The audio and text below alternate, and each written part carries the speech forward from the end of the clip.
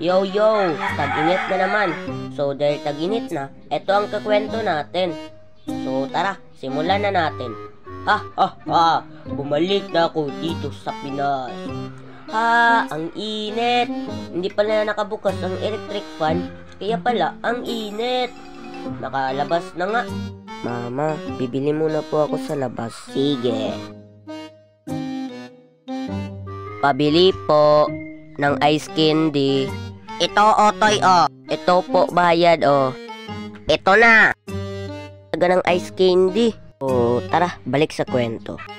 Ipis experience. Liliwanagin ko lang, no? Di ako takot sa ipis. Ah, ganon!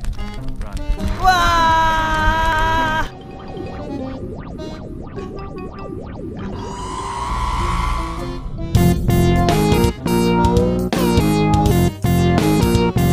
Malamang karamihan naman sa atin, no, takot sa ipis. At lalo na kung lumilipad to. Yung kahit gaanong kalaking tao mo, o kaya naman kahit kasing tigas pa ng hollow blocks yung mga muscles mo, pag nag-fly-fly like a butterfly to, eh mapapatili ka naman talaga. Ako, di ako takot sa ipis. Oo na, sige na, ikaw na matap. Hoy, Arl, tinawag ka ng mga kaibigan mo.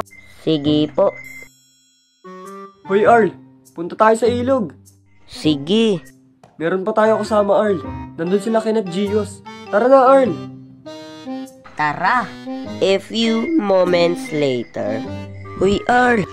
Nasaan pala silang Ken at Gios? Andun sila, oh. Eto na ko, Ken. Ako na mauna. Woo! Ang sarap naman maligo.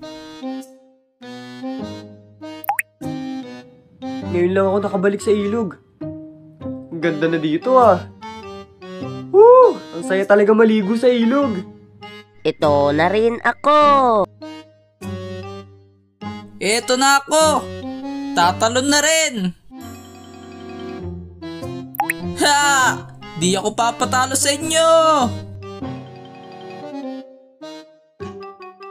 Tara, race tayo. Kung sinong mauna, ay siya ang panalo. Sige. Sige! So, tara. Simulan na natin. Naiwan sila. Ang lakas ko talaga. Paano yan mga pre?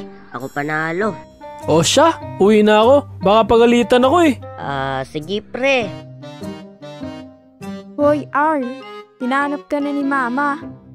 Pag di ka umuwi, lagot ka sa kanya. Ikaw, bata ka. Saan ka galing? Sa ilog po. So, salamat sa panonood. At huwag kalimutan mag-subscribe. At ang notification bell. So, tara. Shout out tayo. So, salamat ka pala sa ating nakakolab. Subscribe nyo din sila ah. So, bye-bye na.